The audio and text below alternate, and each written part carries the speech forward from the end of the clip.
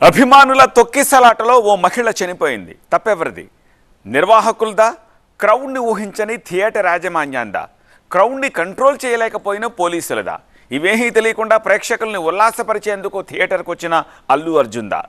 ఇప్పుడు ఇవే బన్నీ అరెస్ట్ సందర్భంగా ఆయన ఫ్యాన్స్ అడుగుతున్న ప్రశ్నలు. సాయంత్రం 5:05 హైకోర్టులో క్వాష్ పిటిషన్ పై వాడివేడిగా వాదనలు వినిపిస్తున్నారు ఇరుపక్షాల న్యాయవాదులు. తొక్కిసలాటకు తన క్లయింట్ కి సంబంధం లేదని అల్లు అర్జున్ తరపు లాయర్లు వాదనలు వినిపించారు. పోలీసులు పర్మిషన్ ఇవ్వకపోయినా సరే హీరో షోకు అటెండ్ అయ్యారని పోలీసుల తరఫు ప్రభుత్వ లాయర్ వాదనలు వినిపించారు. మరోవైపు నాంపల్లి కోర్టు ఇరుపక్షాల వాదనలు విన్న అనంతరం 14 రోజులు రిమాండ్ విధించింది. దీంతో బన్నీ ఫ్యాన్స్ ఒక్కసారిగా షాక్ కు గురయ్యారు.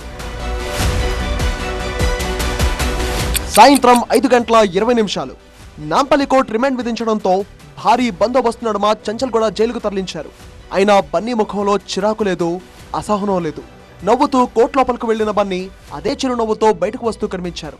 మిడి కవర్ తో మీ మాతృత్వ కలలను సాకారం చేసుకోండి. ఇప్పుడు IOI పై 50%, IVF పై 20,000 తగ్గింపు మరియు పొందండి ఉచిత కన్సల్టేషన్ తో పాటు ఫ్రీ అల్ట్రాసౌండ్ స్కానింగ్. అభిమానులకు అభివాదం చేసుకుంటూ పోలీసులను అనుసరించారు బన్నీ. అయితే బన్నీని రిమాండ్ కు తరలించడంతో చంచల్గూడ జైలు దగ్గర భారీ బందోబస్తు ఏర్పాటు చేశారు. చంచల్గూడ జైలు అధికారులకు బన్నీని సరెండర్ చేశారు పోలీసులు. జైలు బయట అభిమానులు భారీగా గుమ్మికూడారు. 14 రోజుల పాటు రిమాండ్ విధించడంతో అటు అభిమానుల్లో ఆందోళన పెరగసాగింది. అయితే హైకోర్టులో ఇంకా వాదనలు పూర్తి కాలేదు. సాయంత్రం 5:30 హైకోర్టులో ఇరుపక్షాల వాదనలు కొనసాగాయి. ఇరుపక్షాల వాదనలు విన్న హైకోర్టు అర్నబ్ గోస్వామి మహారాష్ట్ర ప్రభుత్వం కేసులో బాంబే హైకోర్టు ఇచ్చిన తీర్పును ఉదహరించడంతో వాటి ఆధారంగా హైకోర్టు మధ్యంతర బెయిల్ మంజూరు చేసింది.